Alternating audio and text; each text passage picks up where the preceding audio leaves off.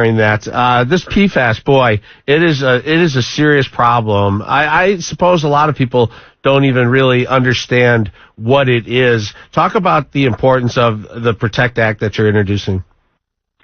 Yeah, these are chemicals that make their way into our drinking water, our water systems, rivers, and also our airways. And so I'm introducing bipartisan legislation to close loopholes to help us better detect pollutants. Believe it or not, PFAS also does get into our air. And in Michigan, we all know we want the fresh water. That's our pride and joy, and we want the clean air. And I'm trying to empower the Environmental Protection Agency to close those loopholes and to better detect. And I'm thrilled that my legislation is bipartisan.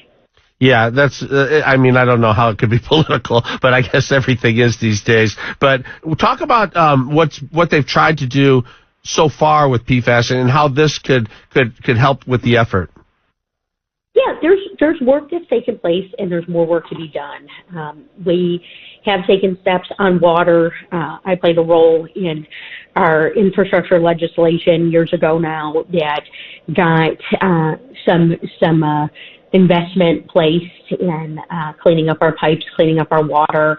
The Environmental Protection Agency did rulemaking, which has been helpful, particularly on water. But there's more to do on the water component. We know that in Michigan that we're going to be in the forever business of maintaining our fresh water, but the air component in my legislation, the PROTECT Act, my bipartisan legislation, the PROTECT Act, that needs to get done. And I feel optimistic about it.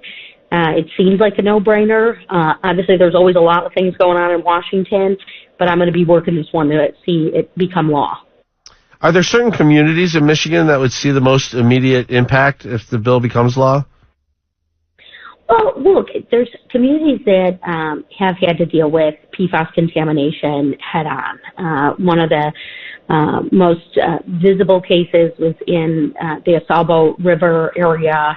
I actually have in my district down in Oakland County, I've got folks who have a little family cabin up there and who talk to me about that, and feel that the hands-on deck component. But it's also in our areas in Michigan where we want to be able to better detect, and that's what this legislation will do for the air. And some of this is closing these loopholes and better detecting PFAS contamination in our air.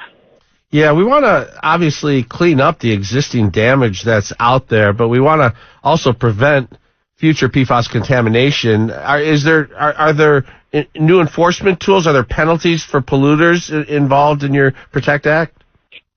I hear about this all over our state, by the way. This is something that it is very resonant, and sometimes it's knowledge and it's the empowering of information. In this instance, with my legislation, we need to identify where these pollutants are coming from in terms of ways in which we've dealt with not only remediation but compensation in the past.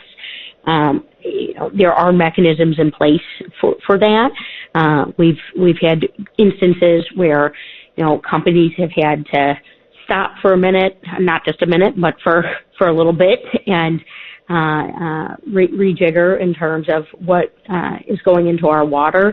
But then there's also been instances where there's been a lot of damage, and we've had to make up for that, and we've had to, pull in funds. And so I want to stop that before that hits, particularly in our airways.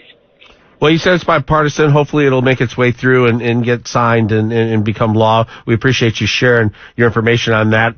We also wanted to ask... I'm inviting you to the signing, Kevin. I'll be there. I'll be there.